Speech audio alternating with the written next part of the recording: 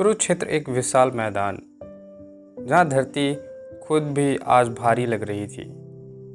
मानो उसे पता हो कि आज उस पर कितना खून गिरेगा। हवा में धूल थी, लेकिन उससे ज़्यादा भारी था माहौल।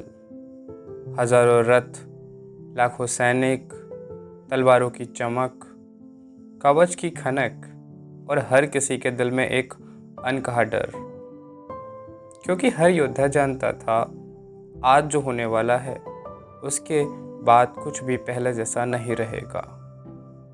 कौरवों की सेना एक तरफ खड़ी थी और संख्या में बहुत ज़्यादा। दूसरी तरफ पांडवों की सेना संख्या में कम, लेकिन आंखों में एक अजीब सा आत्मविश्वास। ये आत्मविश्वास हथियारों से नहीं बल्कि सत्य से आता है। इसी भारी माहौल में अचानक समय जैसे ठहर जाता है। सबकी नज़र एक रथ पर टिक जाती है। वो कोई साधारण रथ नहीं था।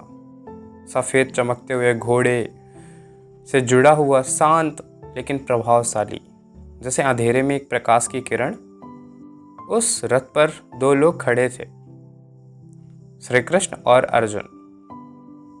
एक जो भगवान है लेकिन सारथी बने हैं, दूसरा जो योद्धा है लेकिन इस समय एक इंसान भी है।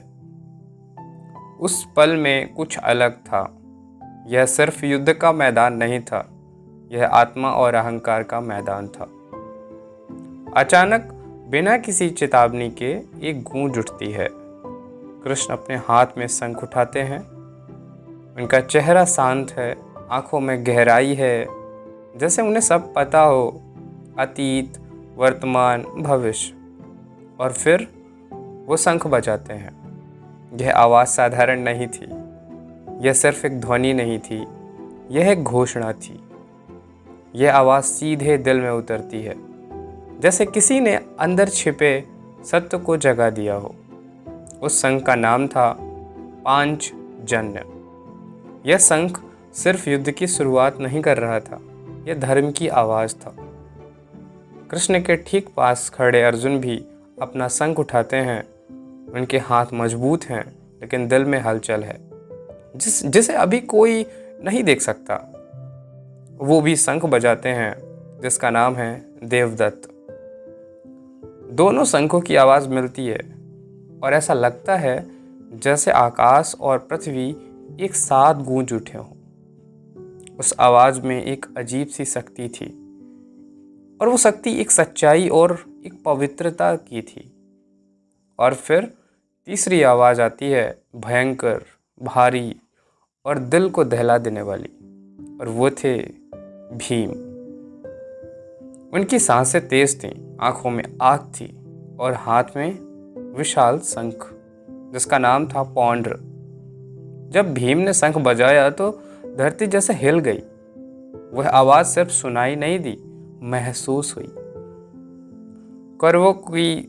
कौरवों की सेना में खड़े कई सैनिकों के हाथ कांप गए, क्योंकि यह आवाज़ शक्ति की थी, लेकिन उससे भी ज़्यादा यह आवाज़ सच्चाई के साथ खड़ी शक्ति की थी। अब धीरे धीरे पांडव सेना के बाकी योद्धा भी अपने अपने शंख बजाने लगते हैं। हर शंख की एक अपनी कहानी है, हर योद्धा की एक अपनी एक वजह है। युधिष्ठिर, धर्मराज, उनका शंख था अनंत विजय। उनकी आवाज में अहंकार नहीं था, सिर्फ और सिर्फ कर्तव्य था। नकुल और सहदेव, उनके शंखों में संतुलन और शांति थी। काशी के राजा शिखंडी, धृष्टद्युम्न, हर एक आदमी आवाज के साथ इस युद्ध में अपनी उपस्थिति दर्ज करा रहा था। लेकिन यह सब सिर्फ आवाज़ें नहीं थीं, यह भावनाएं थीं, यह इरादे थे, यह आत्माओं की पुकार थी। पूरा आकाश इस ध्वनियों से भर गया। और फिर कुछ ऐसा हुआ जिसे कोई शब्द पूरी तरह बयान नहीं कर सकता। जब ये सभी शंख एक साथ गूंजे तो उनकी आवाज़ इतनी प्रबल थी कि वह सीधे कौरवों के दिलों तक पहुंची। उनके दिलों में एक अजीब सी बेचैनी हुई, और वो था डर। जो बाहर से दिख नहीं रहा था लेकिन अंदर से उन्हें तोड़ रहा था। और क्यों? क्योंकि वो जानते थे कि वे जिस पक्ष में खड़े हैं वह सही नहीं है।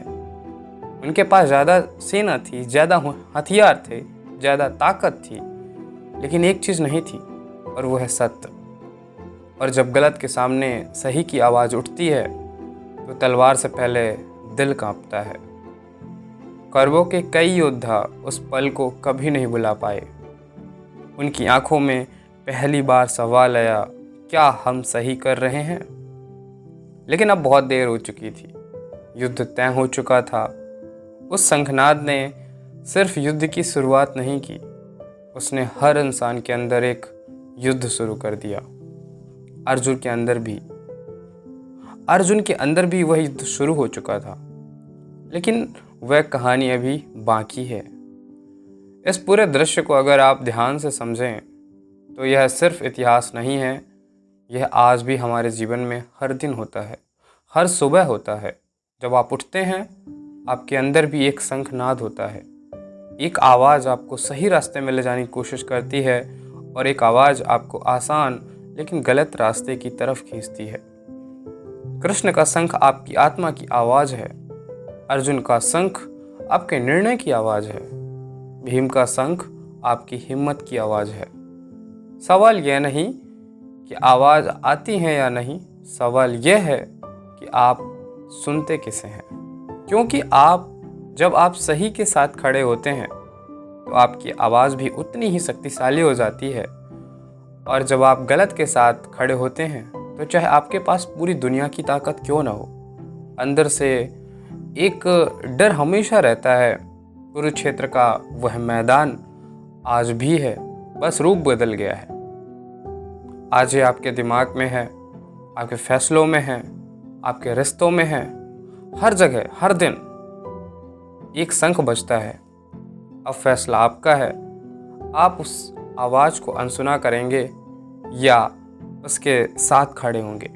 क्योंकि आप सही के साथ खड़े होते हैं तब तो आपकी एक आवाज़ हजारों को हिला सकती है।